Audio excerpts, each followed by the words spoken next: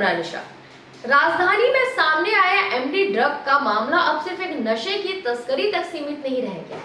जैसे जैसे जांच आगे बढ़ रही है, ये केस एक संगठित आपराधिक सिंडिकेट के रूप में उभर रहा है, जिसमें ड्रग, यौन शोषण, धर्मांतरण, हथियारों की तस्करी और जमीनी कब्जे जैसे गंभीर अपराधों के लिए लिंक सामने आए हैं।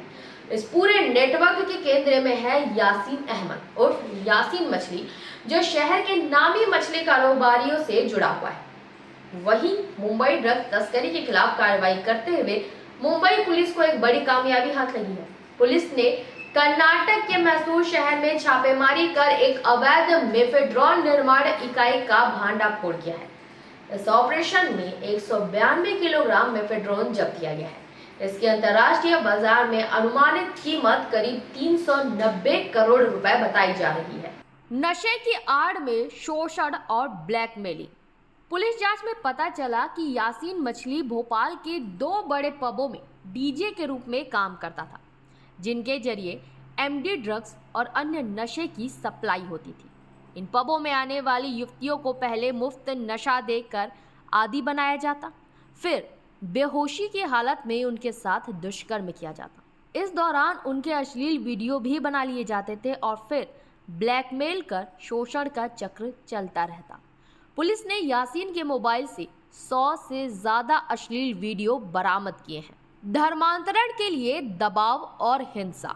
एक युवती ने आरोप लगाया कि यासीन के चाचा सारिक मछली के इशारे पर उसे धर्म बदलने का दबाव डाला गया। आरोपी दिव्यांश अहिरवार, जो मैनिट का छात्र बनकर युवती से मिला था, उसे क्लब 19 में ले गया और वहां दुष्कर्म किया।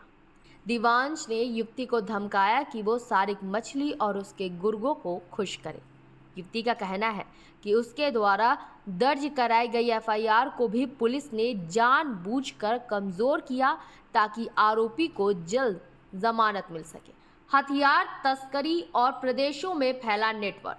जांच में ये भी सामने आया कि मछली परिवार न केवल नशा बल्कि हथियारों की तस्करी में भी शामिल था।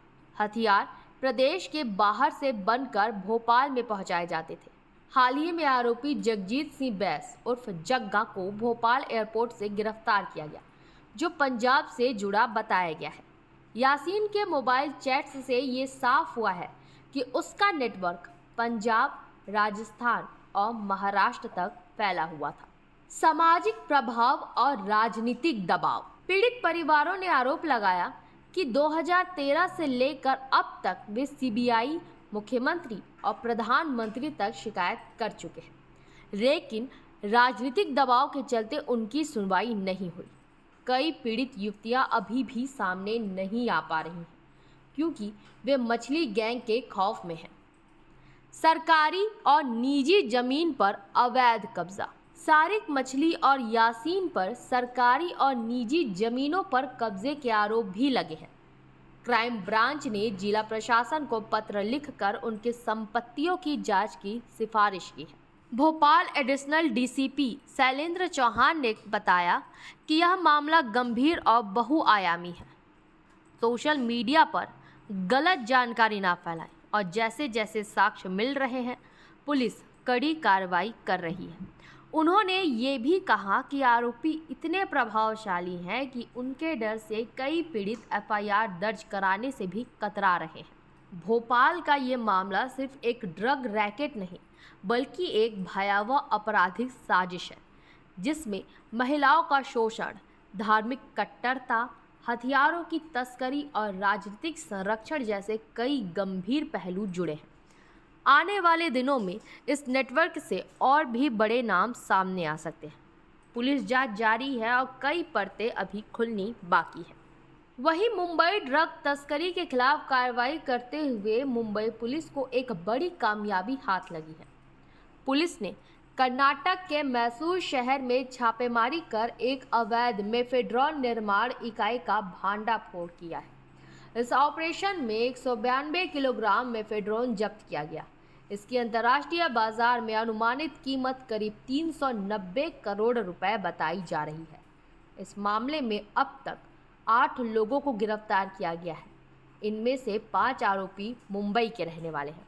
पुलिस उपायुक्त दत्ता नलावड़े ने सोमवार को बताया कि इस रैकेट की जांच की शुरुआत अप्रैल 2024 में हुई थी, जब मुंबई के साकी नाका इलाके में एक व्यक्ति को 52 ग्राम मेफेड्रोन के साथ पकड़ा गया था। पूछताछ के दौरान आरोपी ने पुलिस को एक बड़े ड्रग्स नेटवर्क की जानकारी दी थी। इसके बाद एक कड़ियाँ जुड़ती गई और 3 और लोगों को गिरफ्तार किया गया। इनमें 4.53 किलोग्राम मेफेड्रोन बरामद किए गए, जिसकी कीमत 8 करोड़ रुपए थी। पुलिस ने जांच को आगे बढ़ाते हुए 25 जुलाई को बांद्रा रिक्लेमेशन से सलीम इम्तियाज शेख उर्फ सलीम लाडंगा को गिरफ्तार किया। पूछताछ में शेख ने मैसूर में एक ऐसे ठिकाने का खुलासा किया जो बाहर से एक होटल और गैरेज जैसा दिखाई देता था, लेकिन अंदर एक पूरी ड्रग फैक्ट्री संचालित हो रही थी। इस फैक्ट्री में तैयार मेफेड्रोन मुंबई और उसके आसपास के जिलों में सप्लाई किया जा रहा था। 26 जुलाई को मैसूर में की गई छापेमारी में 3 और लोगों को गिरफ्तार किया गया। इस प्रकार अब तक इस पूरे मामले में कुल 8 गिरफ्तारियां हो चुकी हैं। डीसीपी के मुताबिक ये एक सुनियोजित और संगठित ड्रग्स नेटवर्क है। इसकी जड़ें मुंबई से लेकर कर्नाटक तक फैली हुई हैं। पुलिस अब ये पता लगाने की कोशिश कर रही है कि आरोपियों को मेफेड्रोन तैयार करने का फार्मूला कहां से मिला और नेटवर्क का फाइनेंशियल सपोर्ट कैसे हो रहा था। पुलिस का मानना है कि इस सिंडिकेट में और भी लोग शामिल हो सकते हैं। आगे की जांच में अतिरिक्त गिरफ्तारियां संभव है। सभी आरोपी के खिलाफ narcotics, drugs and psychotropic substance act के तहत केस दर्ज किया गया है। पुलिस अब इस पूरे नेटवर्क के वित्तीय लेन देन, सप्लाई चेन और अंतर्राज्यीय कनेक्शन की परत दर परत पड़ताल कर रही है। मुंबई और मैसूर पुलिस के संयुक्त कार्रवाई को अब तक की सबसे बड़ी सिंथेटिक ड्रग्स सीजर में से एक माना जा रहा है। ये ऑपरेशन दिखाता है कि देश में फैले ड्रग्स माफिया के खिलाफ लड़ाई में पुलिस की सतर्कता कितनी निर्णायक हो सकती है। भोपाल और मुंबई से सामने आए ड्रग्स तस्करी के इन मामलों ने ये तो साफ कर दिया है कि नशे का कारोबार अब सिर्फ एक आपराधिक गतिविधि नहीं, बल्कि एक संगठित और बहुस्तरीय सिंडिकेट का हिस्सा बन चुका है। भोपाल में जहां मछली परिवार की आड़ में नशा, यौन शोषण, धर्मांतरण, हथियार सप्लाई और जमीनी कब्जे जैसे गंभीर अपराधों का खुलासा हुआ है, तो वहीं मुंबई से भी 390 करोड़ की ड्रग फैक्ट्री का भांडाफोड़ देश के भीतर फैले इस जहर के नेटवर्क की गंभीरता को उजागर करता है। सवाल ये है कि इतने लंबे समय तक ये नेटवर्क कैसे सक्रिय रहे? क्या इनके पीछे कोई राजनीतिक या आर्थिक संरक्षण रहा? और क्या हमारी सुरक्षा एजेंसियां समय रहते कार्रवाई कर पाएगी? इस खबर पर जुड़े अपडेट के लिए बने रहे निशानेबाज के साथ। तब तक के लिए नमस्कार।